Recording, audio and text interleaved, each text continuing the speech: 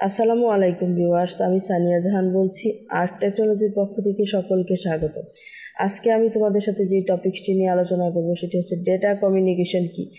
সহজ ভাষায় বলতে গেলে ডেটা কমিউনিকেশন মানে হলো তথ্য বা ডেটা এক জায়গা থেকে অন্য জায়গায় পাঠানো বা নেওয়া।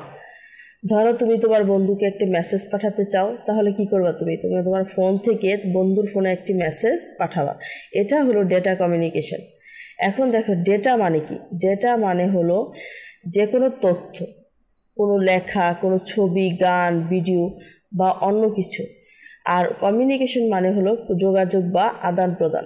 তাহলে ডেটা কমিউনিকেশনের মানে কি দাঁড়ায় দেখো, তথ্য বা ডেটার এক জায়গা থেকে অন্য জায়গায় যোগাযোগ বা আদান প্রদান করার প্রক্রিয়া। কিভাবে হয় এই ডেটা কমিউনিকেশন?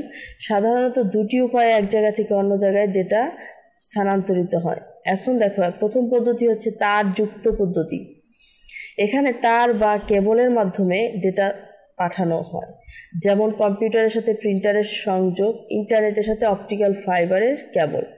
তারবিহীন পদ্ধতি, এখানে কোনো তারের প্রয়োজন হয় না। রেডিও তরঙ্গ, মাইক্রোওয়েভ, ইনফ্রারেড বা অন্য কোনো বেতার তরঙ্গের মাধ্যমে ডেটা পাঠানো হয়, যেমন মোবাইল ফোনে কথা বলা, ওয়াইফাই ব্যবহার করে ইন্টারনেট চালানো, ব্লুটুথ দিয়ে ফাইল শেয়ার করা। ডেটা কমিউনিকেশনের কিছু উদাহরণ সম্পর্কে আমরা একটু জানবো। দেখো, ইমেল পাঠানো। যখন তুমি তোমার বন্ধুকে বা কোনো শিক্ষককে ইমেল পাঠাতে চাও, তখন তুমি কি করবে? এক জায়গা থেকে অন্য জায়গায় তথ্য পাঠাচ্ছ। এই মেসেজটা ছবি বা ফাইল আকারে ইন্টারনেটের মাধ্যমে মুহূর্তের মধ্যে অন্যজনের কাছে পৌঁছে যাচ্ছে। এটাই হচ্ছে ডেটা কমিউনিকেশন। মোবাইল ফোনে কথা বলা। যখন তুমি তোমার মোবাইল ফোন দিয়ে কারোর সাথে কথা বলো, তখন তোমার গলার আওয়াজ বা ভয়েস সেটা একটি ডিভাইস থেকে যখন অন্য একটা ডিভাইসে পৌঁছে যায়, তোমার কথা প্রথমে ইলেকট্রিক্যাল সিগন্যালে রূপান্তরিত হয়, তারপরে কি হয়? বেতার তরঙ্গের মাধ্যমে অন্য প্রান্তে পৌঁছায় এবং সেখানে আবার তোমার বন্ধুর কানে শব্দ হিসেবে শোনা যায়। এটিও এক ধরনের ডেটা কমিউনিকেশন। Internet browsing.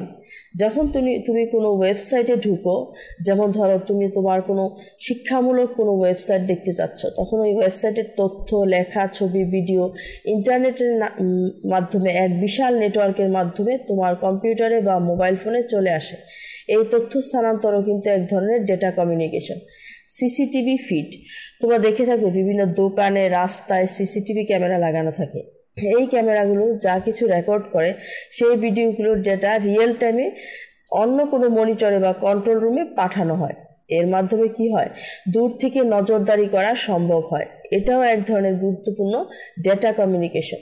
তাহলে আমরা কি দেখতে পাচ্ছি? দেখো, ডেটা কমিউনিকেশন আমাদের জীবনে কতটা গুরুত্বপূর্ণ। আমরা প্রতিদিনের ব্যবহার করছি।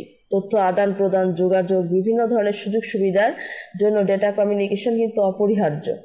আশা করি আলোচনার মাধ্যমে তোমরা ডেটা কমিউনিকেশন কি, এর ব্যবহার সম্পর্কে একটা স্পষ্ট ধারণা পেয়েছো। তোমাদের যদি আর কোনো রকম প্রশ্ন থাকে তাহলে অবশ্যই কমেন্ট সেকশনে জানাতে পারো। আমাদের চ্যানেলটি যদি তোমাদের ভালো লেগে থাকে, অবশ্যই লাইক, কমেন্ট, সাবস্ক্রাইব করে আমাদের সাথেই থাকবে। ধন্যবাদ সবাইকে।